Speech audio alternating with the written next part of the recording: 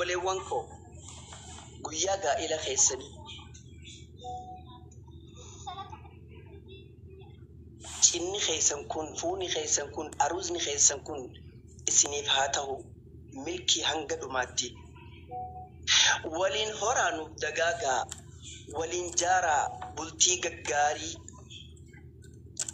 qilleensi hin seenin isin gidduu hamaan keessan osoo isin hin qunnamin bakkumatti haa badu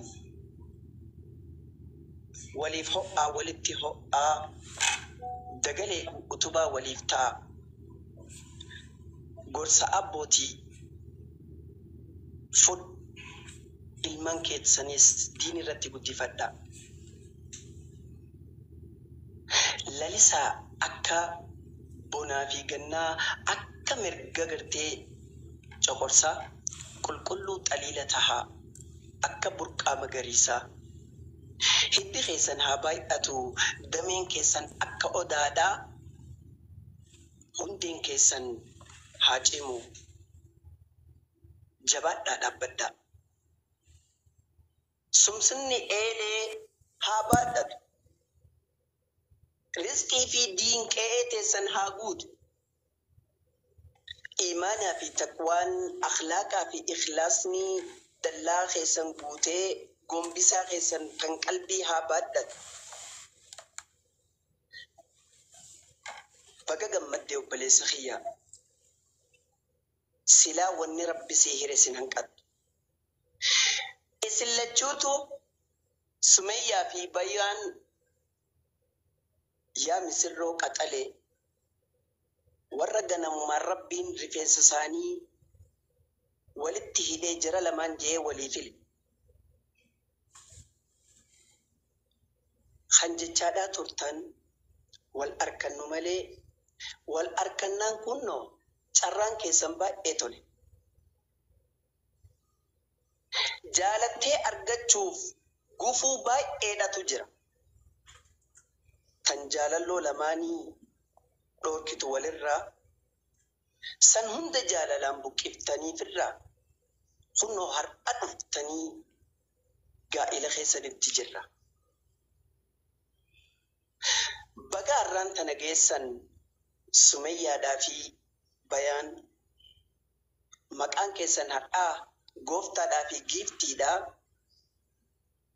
shukrii rabbii guddaa cimsaa haalaan galchaa mi'aa bultiin halaal qabdu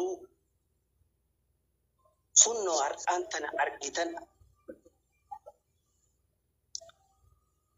mi'aa bultiin halaal qabdu kunnoo gartan har'aa jaalalatii san kunuunsaa deemaa gara fuula duraa hiriyoonni kiyya qaqqaaliin obboleeyyan kiyya qaqqaaliin warri turtan as isaanii wajjin asna dura hamilee akka isaan hin cabne jedhamee bakka takkaa abshirnuutu siinii jira galatomaa hundinuu wallahi baay'ee gammanne isinirraa wal qabadhaa ammallee wajjumaan nuuf tura wallahi gammachuufiin barreessullee wallaalee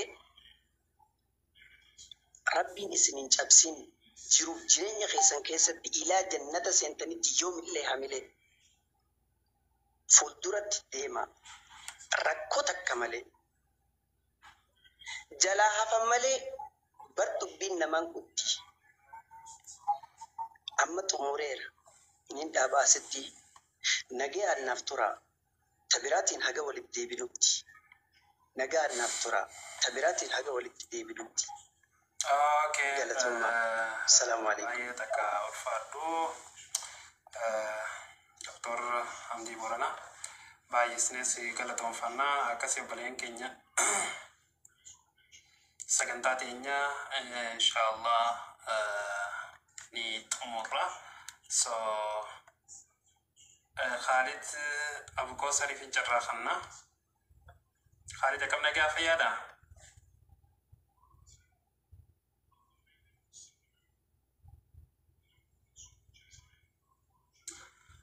Okay, Khalid injiru inshallah sagantaa keenya quraanaan goolamna akkasii obboleen keenya baay'ee takka galatoomaadha ulfaadhaadha hagamaatti nufaanaa turuu keessaniif hedduu takka galatoomaadha.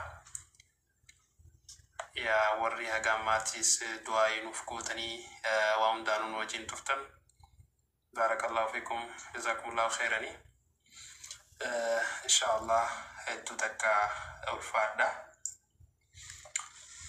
أعوذ بالله من الشيطان الرجيم.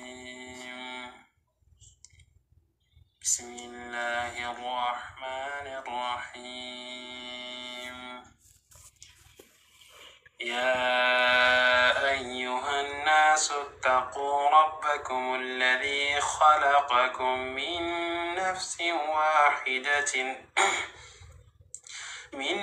واحدة وخلق منها زوجها وبث منهما رجالا كثيرا ونساء واتقوا الله الذي تساءلون به والأرحام إن الله كان عليكم رقيبا.